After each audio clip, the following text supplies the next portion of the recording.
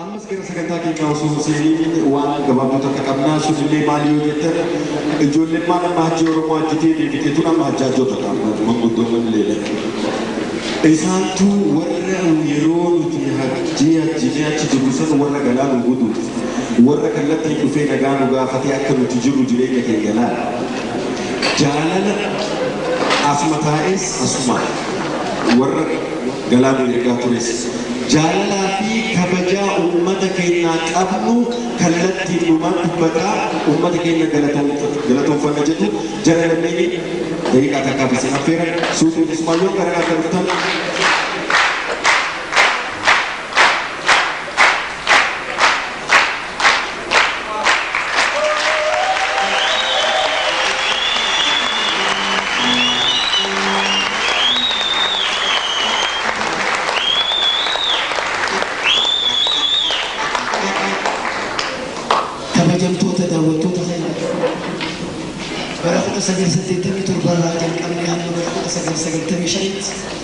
Manera Jesús que quería garu laman kaynya tiko kabun arata kachiti warin gargartani tunas badura wajin turre arata jiran kan dunia ragarti jiraachu danda kakka bisa dunia fa kakka gurmu ayana fa isaan hunda namoonni biraatis akkasumatti kan diinii dhabamsiisee baay'eetu jira nuti arraantana lubbuudhaan jiraanne fuula keessan duratti argamu keenyaaf rabbii tokkichaaf galata galchite.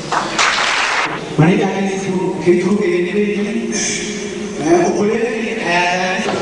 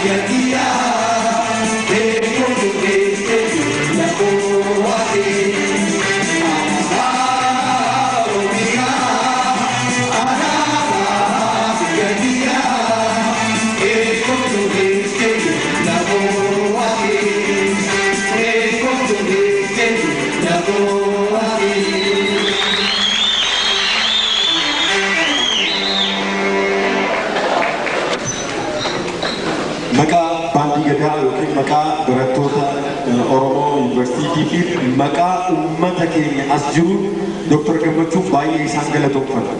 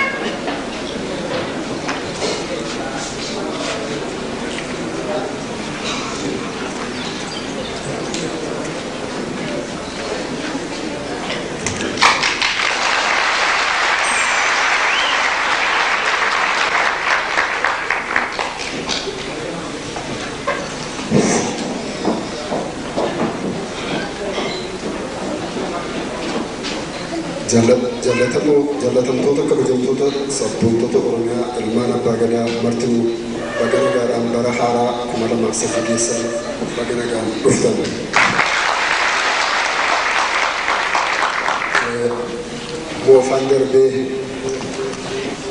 Moofaan darbee haaromsuun dhufuun dullachi darbee daa'imni jalaan dhalachuun seera jireenyaaf kennaa uumamaati.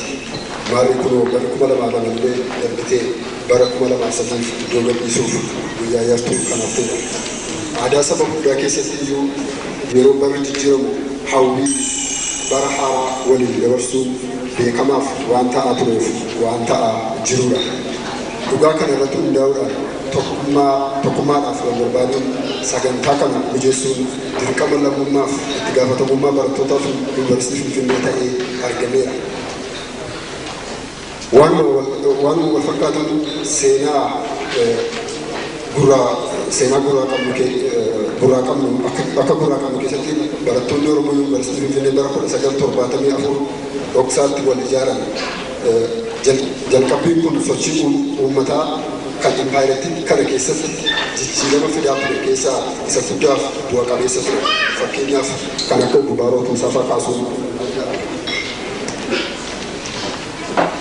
ammas taanaan barattoonni Oromoo har'a karaa kan barattoota Habashaatii adda isaan taasisu harka wal qabatanii miidhaa uummata isaanii irra ga'u mormaa diddaa gabrummaa argisiisaa hanga wareegama lubbuutti socho'aa jiru.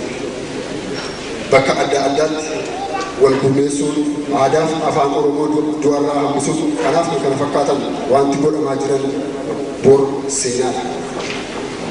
Wanta har'a argame kana kan akka afaan dubbachuu maqaa Oromootti dhala moggaafachuuf sabboontummaan tokko kan argame bu'aa ka'umsa tokkummaaf jalqabbii qabsoo namoota murtaa'een hundaa'e. Kanaaf nuti barattoonniif dhaloonni har'aa kan nurraa kan eegamu wanta guddaadha. Tokkummaa dhabuun waan dhiigaan biqilte xumuratti fiduuf danqaa guddaa ta'e. Kanaan booda kan nurraa eegamu tokkummaadhaan tokkummaa Oromoo kunuunsuudha.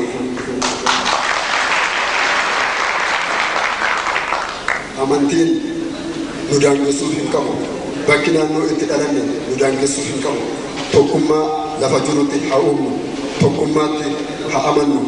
Maqaa naannoo wallaggummaa, shawwummaa, Habashaan nutti hiite haa dhabamsiifnu.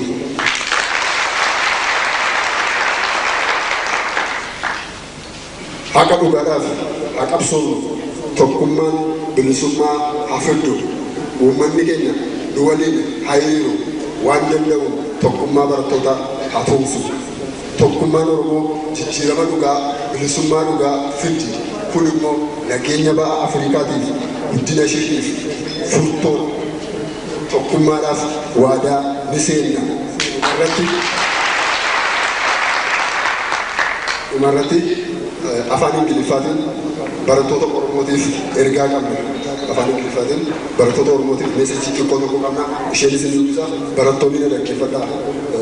Assaayimentii barataati jechuudha. We are born free, endowed with natural right to live in freedom. We have been deprived of this natural right to live in freedom, but no power on the earth can stop us to die while fighting for our freedom.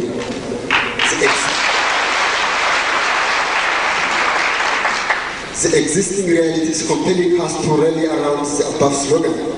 Unless and otherwise, this new generation is ready to unite it is collectively felt and exerted against its enemy. Unless and otherwise, this generation coordinates its movement effectively throughout the country. Unless and otherwise, the new generation understands perfectly the fate and the destiny of future Oromia, praying on his hands. Unless and otherwise, that this new generation stand up together and to discharge this historical responsibility with high dedication and commitment to reach our ultimate goal. Our work toward Kusuma would be wrong and arduous.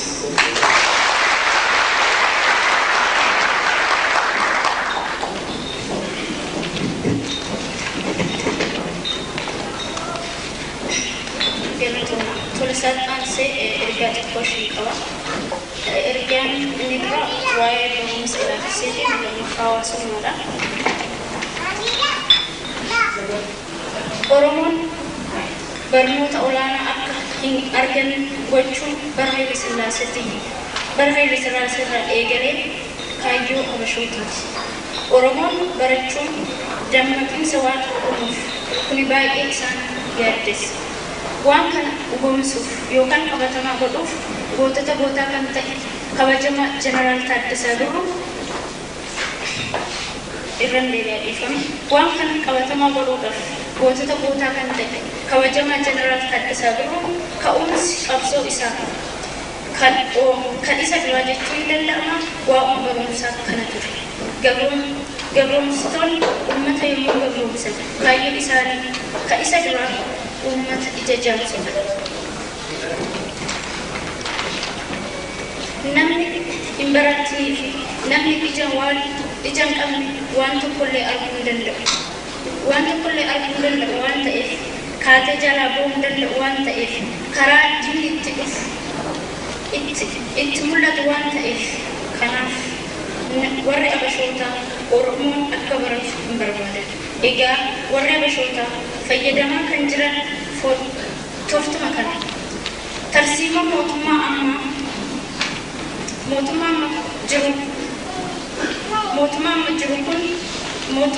jiru kun baafate kun kan bara mootummichi Haile Sillaasee bara 1973 akka lakkoofsa Habashaatti qophaa'ee mormii guddaa qunnamee fi gara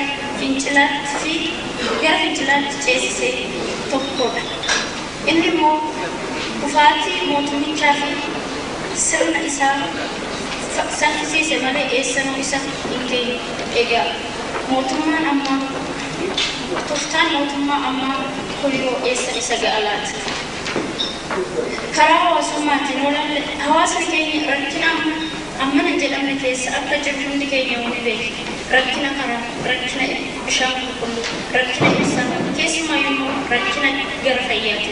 Yeroo ammaa dhukkubni eebsi dargaggoota fi shamarran keenya fixaa jiraachuun isaan ni beekama. Karaa kanaan dhukkubicha ittisuuf mootummaan federaalaas ta'e mootummaan naannoo Oromiyaa tarkaanfii fudhachaa jiru baay'ee laafadha. Kunis dhalattoonni Oromoo humna haaraa ta'an kun karaa siyaasaa hawaasummaas ta'e dinagdee keessatti ga'een isaan taphatan akka hir'atuu fi akkasumas qabsoo keenya gara boodatti deebisuuf gidiraa xaxudha. Kana malees dhukkuboonni akka TB, buusaa fi dhukkuboonni daddarboo ta'an biraa uummata Oromoo lafarraa fixaa jiru. Dhugaan jiru kanadha. Kana ta'ees yommuu jirutti barattoonni, hojjettoonni mootummaa ta'ee daldaltoonni, abbaa obboleessaa fi obboleettiin keenya gargaarsa keenya barbaadan waan ta'eef hundi keenya karaa dandeenyu waan qabnu akka isaan gargaaru dirqama sabummaa ta'a. Kanaafuu hundi keenya dirqama sabummaa keenya yaamaan galatoomna.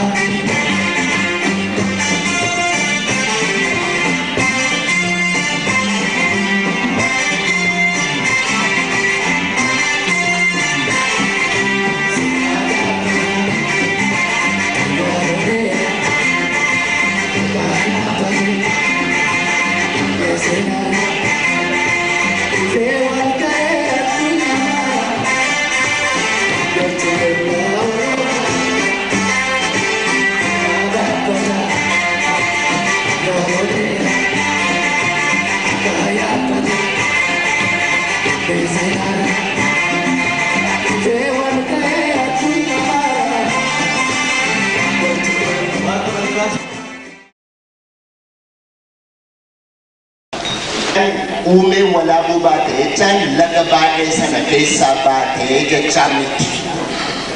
Isa kanaan akka addaan baafattanii sin agarsiisuun barbaada.